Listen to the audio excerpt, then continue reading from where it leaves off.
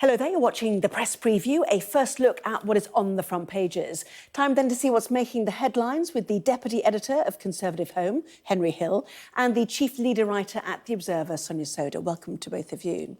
So let's take a look, shall we, at the front pages, starting with the Metro, leading with the decision for former Post Office boss Paula Venables to hand back her CBE with the headline, "I've listened, I'm sorry," says Venables at last. The Financial Times is also leading on the Post Office scandal, reporting Fujitsu, the company behind the software, won contracts under Sunak's watch despite the Post Office IT scandal. While the Eye has an exclusive reporting IT firm Fujitsu was granted access to priority lanes to win £700 million worth of government contracts, despite concerns over its faulty Horizon software. And The Sun speaks to a postmaster who says he was backed by Princess Kate. While the Mirror speaks to a widow who says her husband was destroyed by the Post Office scandal. The Telegraph also covering the Post Office news, saying the developer of the Horizon system demanded immunity before agreeing to appear at the public inquiry. In the Daily Mail, calls from campaigners for the ex-Post Office boss to return millions in bonuses and pensions. Front of the Daily Star, it reports that Rishi Sunak will face a showdown with Tory rebels after they issued a series of demands to toughen up new Rwanda deportation laws. And, goodness me, the Star, can you wear your undies for more than one day in a row? That's if you're a bloke only. They only seem to talk about that. That's on the front page of the Star.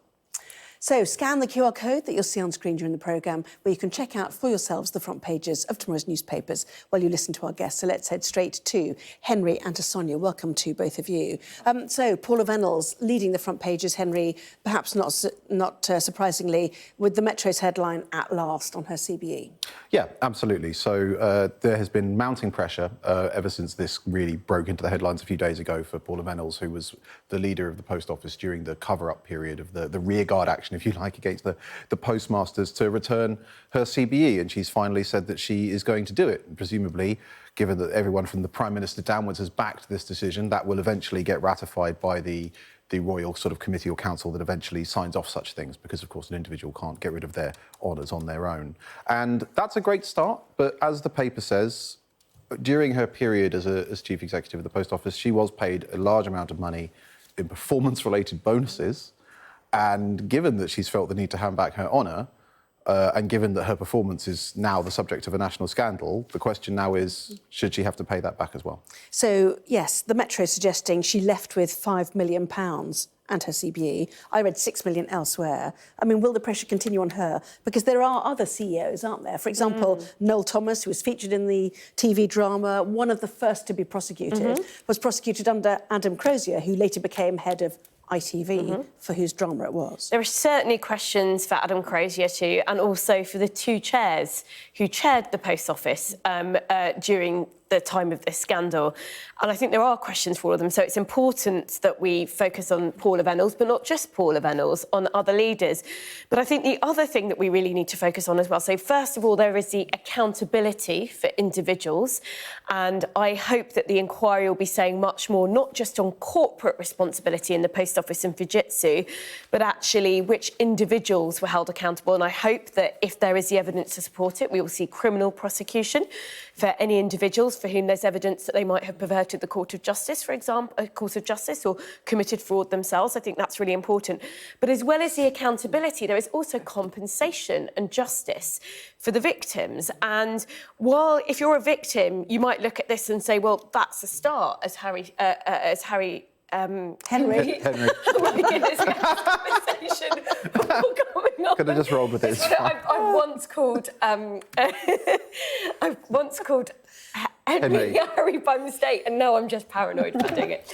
Anyway, but yes, so but we've got hundreds of sub-postmasters who still haven't had their convictions, their unsafe convictions, overturned, and many who haven't even received the money they were forced to pay the Post Office, that they didn't owe the Post Office, tens of thousands of pounds, some of them. They've not even had that back, let alone any compensation. So we've really got to speed up the wheels of justice. It's not just about something that's important, symbolic, like a CBE. Yeah, we needed to speed up the wheels of justice 10 years ago, but that's when the prosecution prosecutions were still happening, weren't they? Yeah. Bit of a double take. I thought it was back on the Daily Star story here.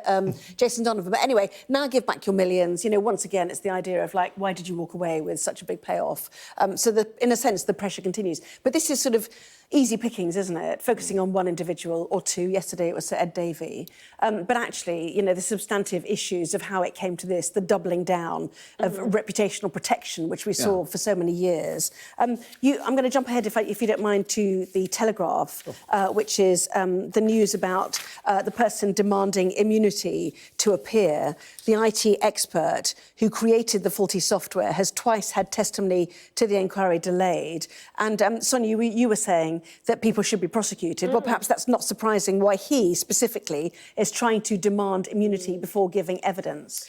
Yes, although this is a statutory inquiry, so I think that means that they can compel witnesses to give testimony. So I'm not surprised that the chair of the inquiry has said to this man, no, you can't have immunity. So Gareth Jenkins, he's the architect of Horizon. We don't know about his personal wrongdoing, but we do know that his evidence about Horizon was really critical in securing in the Post Office private prosecutions. It was critical in securing these prosecutions. I'm sorry, but he's just not in a position to make these kinds of demands. You come to a statutory inquiry and you tell the truth under oath. And if you've committed a crime, or there's evidence that you may have committed a crime, yes, you can expect to see justice in the same way. You know, look at what happened to the sub-postmasters and sub-postmistresses. So I think this demand, I will only tell you the truth if you give me immunity, it's a statutory inquiry that isn't going to wash. Yes, so the Telegraph says his court testimony stating that the Fujitsu IT system worked correctly was central to convictions and was repeatedly used by Post Office lawyers. Tracked down by the Daily Telegraph to his home in Berkshire, Mr Jenkins said, when asked if he was sorry for what had happened, I don't want to talk, I don't have anything to say to you. So, you know, there is, again, a sense of both the Post Office and Fujitsu, the allegations of obfuscation against them being, in a sense, fair, as we wait for more on the inquiry. But anyway, let's go to the FT, Henry, which is Fujitsu still winning contracts despite the IT scandal, which has now been known about for a long time. Yeah. So, I mean, government IT procurement is a byword for fiascos. I mean, government procurement in general is a byword for fiascos. But yeah, the problem is, as you say, that Fujitsu have not just delivered a faulty system, and there were rumours that it was a faulty system even before Horizon was rolled out. New Labour received warnings in 1999 that there were problems with this system. They started prosecuting sub-postmasters in 2000. There was a pilot in 95. Yeah. And the directors of the Post Office, as Horizon was being developed, noted concerns about the reliability of Horizon. That's in the minutes. And so Fujitsu didn't only do that, but they also, as you say, they were participated in the ferocious effort by the Post Office to prosecute the postmasters and cover up the flaws in how they operated, which is shameful corporate conduct. You know, it's one thing to ship a faulty product, that can happen, but you should then hold your hands up, collaborate with the authorities and the courts, and not send your chief engineer to mislead a judge about what it can do. And despite all of that, they are still winning, not just winning public contracts, they're being put in the priority lane to win public contracts worth hundreds of millions of pounds from all sorts of government departments.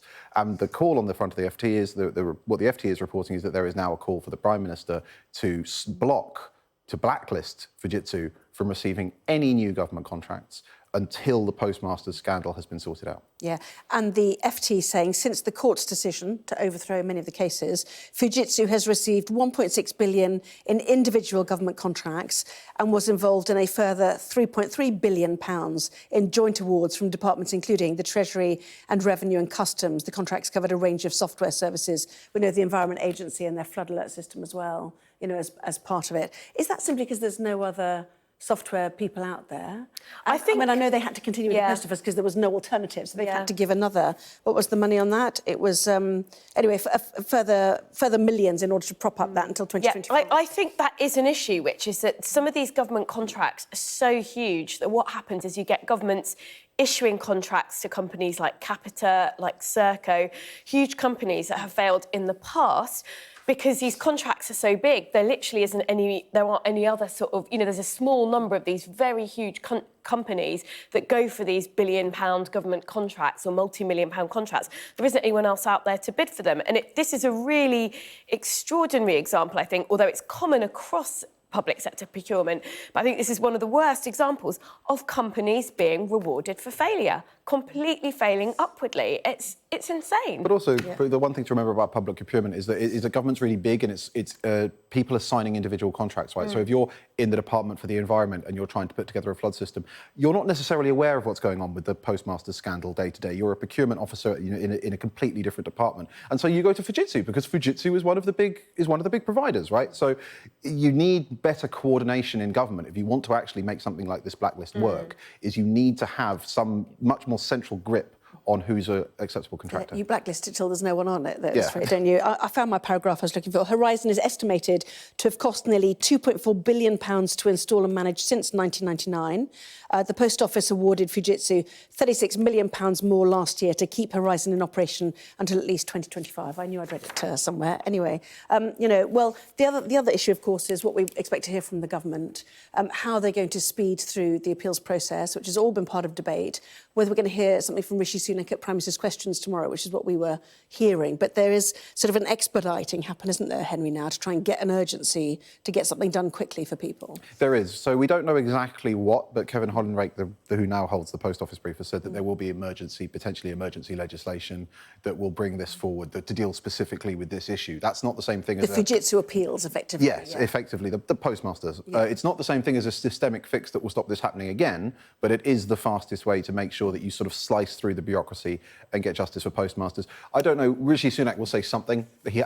Prime Minister's Questions will touch on this. It's the biggest story of the week, but we will have to wait for the government to announce what their legislation actually is. Yeah, OK. In the meantime, Rwanda, back in the Commons this evening, back properly next week, and the Tory rebels have fired their warning shots, as the Daily Express already puts it, Sonia. Yes, that's right. So it's kind of back to school for MPs, as you just said. This was one of the huge issues in the run-up to Christmas. It's going to continue to be a big fight within the government in the coming weeks, I think. Rishi Sunak's got this problem, which is we much discussed at the end of last year, which is that he's trying to keep all wings of his party happy on this. He's got some MPs who want him to go further than the face of the legislation, and he's got some MPs who think it goes too far with respect to international law. That's quite separate from the substantive debate around whether this plan is a good idea, whether it's workable. I suspect we might disagree on that. I think it's a terrible plan. I think it's immoral and unworkable.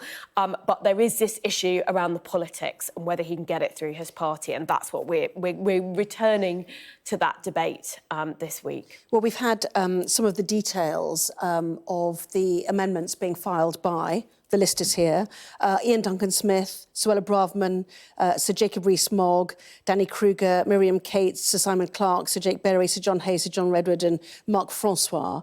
It includes ministers would automatically ignore Strasbourg Court's last-minute pyjama injunctions, with few exceptions, when they go overnight and get stuff stopped, effectively.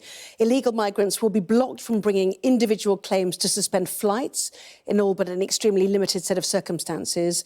A broader block on courts relying on international treaties to stop claims as well. So, I mean, all sorts of details that they want to strengthen the law as it stands, which is difficult because the right and left of the Conservative Party are pulling Henry in different directions on this, aren't they? Well, yeah. I mean, there are two problems that Rishi Sunak has with this. One is, as you say, the Parliamentary Conservative Party is divided on whether or not it goes too far or not. The version of the bill we have at the minute was just enough to square the One Nation bloc, which is on the left of the party. The rebels want to toughen it up. But the other problem is the House of Lords, right? It's already almost impossible to imagine that this bill is going to get through the House of Lords, as it is. There's not time to use the Parliament Act. Rishi Sunak can't force it through. It's never going to get through with this stuff from the rebels on it. What they're doing, effectively, is guaranteeing that the Lords will kill this bill.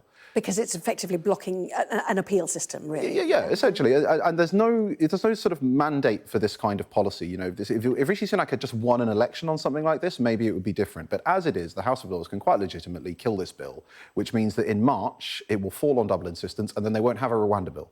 So I don't know what the actual political strategy is, but there is no prospect, whatever the merits or demerits of the individual proposals, there's no prospect of it becoming law. I agree with that. OK. We'll talk more about that, no doubt, another time. Well, let's bring you the very latest. You're watching the press preview, joined by Henry Hill from Conservative Home and Sonia Sodha from The Observer. Welcome back to both of you.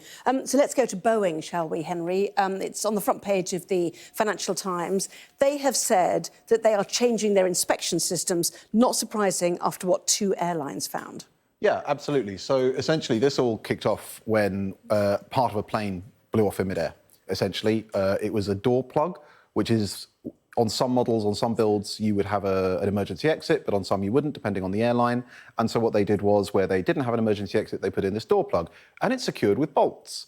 And it turns out that those bolts could use tightening, according to, I think that was the terminology used by the investigator, needed serious tightening. So one of them fell off in midair and ended up in someone's garden. Some kid's shirt was ripped off by the decompression, and a plane had to make an emergency landing. And that wasn't a one-off. They've now grounded all of these planes that were being used by lots of airlines for lots of international flights, and none of them are going to fly again until that enhanced safety recommendation is completed, because apparently several pilots before the incident happened on previous flights had reported that they were getting decompression warnings on their dashboards. So it was something that someone could maybe have seen coming.